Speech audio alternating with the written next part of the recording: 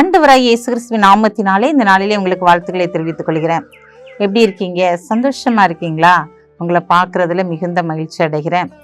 இந்த நாளிலும் கூட நம்முடைய வாழ்க்கையில இந்த காரியங்களாம் நமக்கு எப்படி நடக்கும் அப்படின்னு சொல்லி நம்ம யோசிக்கிறோம் இல்லையா? பயப்படாதீங்க, அது கர்த்தரால உங்களுடைய வாழ்க்கையில அது நடக்க போகிறது.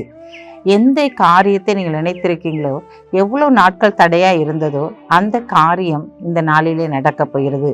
வாசிக்கிறேன் கேளுங்க. 1 ராஜாக்கள் 2ஆம் அதிகாரம் 15ஆம் வசனத்தின் பின்பகுதி. கர்த்தரால் அது அவருக்கு கிடைத்தது.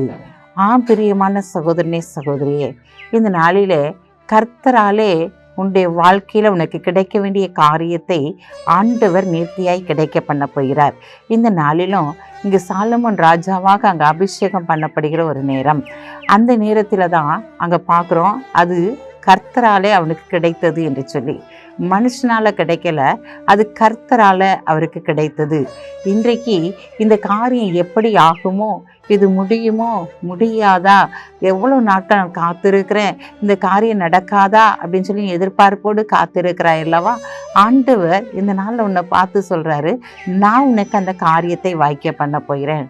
நீ 5 வருடங்களாய் 2 வருடங்களாய் 10 வருடங்களாய் நீ காத்திருக்கிற காரியத்தை ஆண்டவர் இன்றைக்கு வாய்க்க பண்ணி நீ கனப்படுத்த போகிறார்.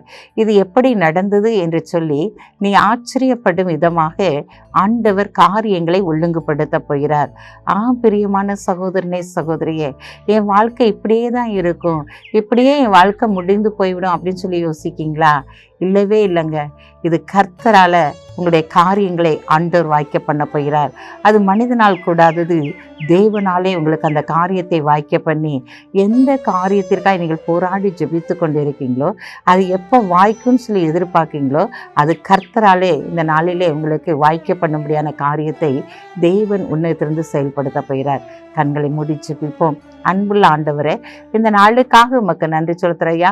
இந்த நாளிலும் கூட தகப்பனை துதிக்கிற சோதரிக்கிறோம். உங்களுடைய பிள்ளைகள் என்னென்ன காரியத்திற்காக ஜெபித்து கொண்டிருந்தார்களோ அந்த காரியத்திலே ஆண்டவரே, நீர் உங்களுடைய மகிமை விளங்க பண்ணி அந்த காரியத்தை நீர் வாய்க்க பண்ணி அவர்களுக்கு சந்தோஷம் மகிழ்ச்சி உண்டாகும்படியான காரியத்தை செய்து நீர் அவர்களை பலப்படுத்தும்படியாய் ஜெபிக்கிறேன் சப்பா.